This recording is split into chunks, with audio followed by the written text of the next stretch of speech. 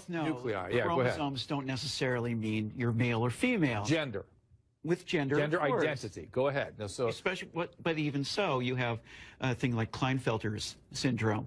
So you don't know what you're talking about. You're not educated on genetics. Would you like to discuss the genetics? Or well, no, what no. are your genetics? So I'd stay away from the genetics and back to the brain scans. You cut that out now, or you'll go home in an ambulance. Yeah, that seems mildly inappropriate for a political discussion.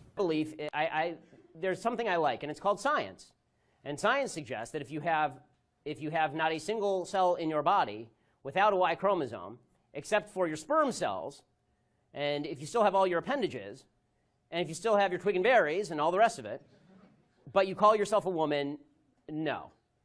No, and this goes back to my feeling that your subjective view of yourself is completely irrelevant to me. I don't care what you think you are, I just care what you are. All right? We all know Caitlyn Jenner's a man, and we're sitting here pretending Caitlyn Jenner's a woman.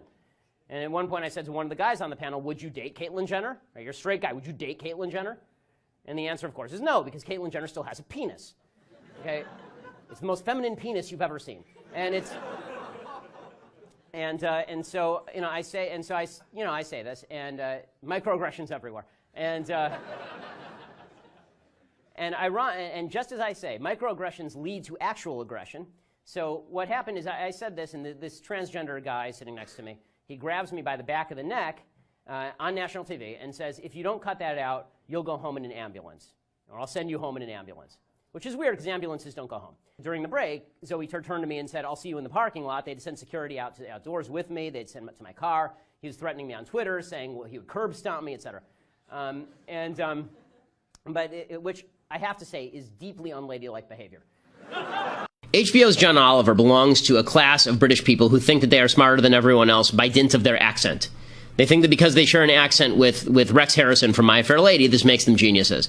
So John Oliver does a political show on American politics.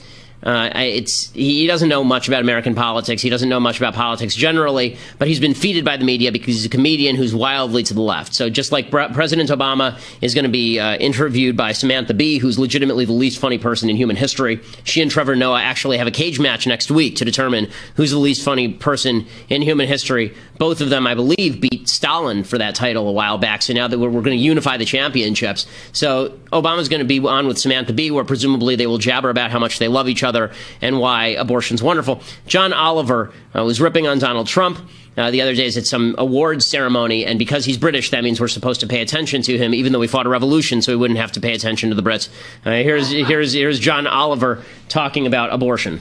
And in terms of the communication about reproductive rights and the conversation that is so important, we really did potentially hit a nadir in the modern era during that third debate, because his discussion of late-term abortions showed no real understanding of how abortions work, no clear understanding of the basic biology of women's bodies, and a very poor sense of grammar as well. So I guess we got, in a sense, what we were asking for. If you asked Donald Trump to draw a fallopian tube, I cannot imagine what you would get back other than a child's drawing of a cobra.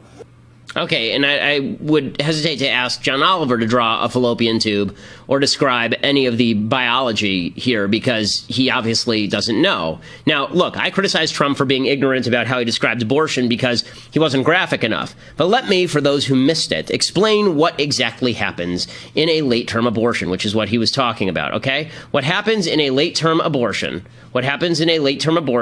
is something completely awful. This is according to AmericanPregnancy.org, okay? Not a right-wing pro-life website, AmericanPregnancy.org. Quote, the fetus is rotated. Forceps are used to grasp and pull the legs, shoulders, and arms through the birth canal. A small incision is made at the base of the skull to allow a suction catheter inside. The catheter removes the cerebral material, that would be the brains, until the skull collapses. The fetus is then completely removed.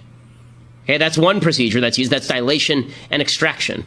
Okay, in late-term abortions, it's usually one of these two, dilation and evacuation or dilation and extraction. Dilation and evacuation, the baby may be given a lethal injection to kill it. Sometimes they don't use such injections. Then the doctor uses a curette or a forceps to carve up the child's body in the womb and remove it piece by piece. So I guess that Donald Trump could have been more graphic. I don't know that John Oliver would have enjoyed that, but he could have been more graphic, I suppose. But this is what they do. They laugh it off. Oh, he can't draw a fallopian tube. Okay, John, draw an abortion. Really, draw it. Let's see it. I want to see you get down there with a piece of paper, and I want you to draw me what you think an abortion looks like. And it's not waving a magic wand, and it's not getting rid of a cluster of cells that mean nothing. I want you to sit there and draw what it looks like when a baby is cut into pieces and removed from the womb. I would like to see that. But of course, he'll never do that, other than it might look like a cobra. It might look like a cobra. Maybe it'll look like a princess waving her fairy magic wand and a unicorn emerges from the vagina.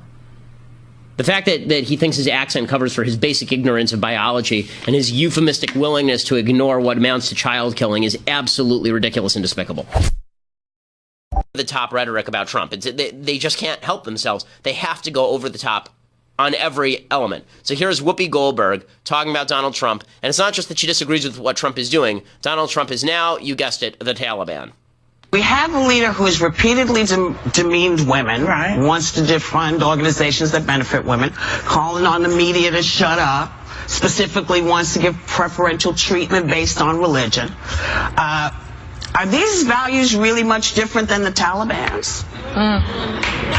I mean... Yes, they are. It turns out that Donald Trump is not the Taliban. He's not in favor of honor killings. Donald Trump, in fact, it's to stop the Taliban from coming in the country that he's implementing some of these immigration policies. That is the basic idea behind all of this, and I'd be very surprised if in the future his immigration moratorium does not extend to Afghanistan. Okay, the fact is, Donald Trump's entire stated purpose with regard to stopping an influx of immigrants from countries like Yemen and Somalia is because he doesn't want the culture of certain areas of the world infiltrating. What he means by that is radical Islam.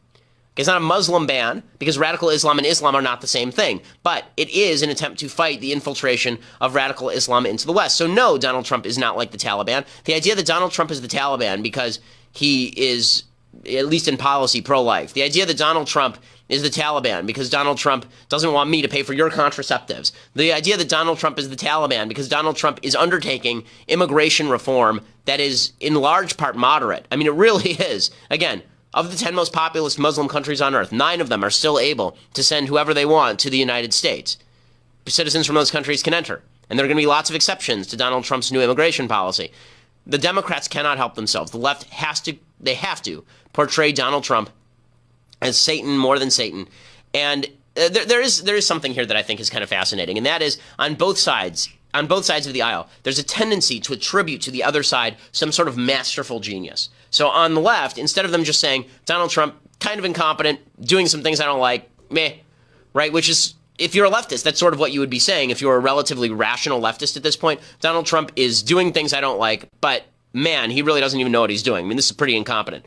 That's what, if I were on the left, that's what I would be saying at this point. But instead of doing that, they have to attribute to Donald Trump's satanic, all-knowing power. Right? Donald Trump is secretly the Taliban. He's secretly Hitler. He secretly has a plan to take over everything and run it. Ooh. Right? And on the right, we used to do the same thing with Obama. It wasn't just that Obama was incompetent in the rollout of Obamacare. It was all part of his evil plan. Right? Everything that Obama did was all part. It was all part of the plan. Right? It was all part of this evil, evil plan. Here's the truth.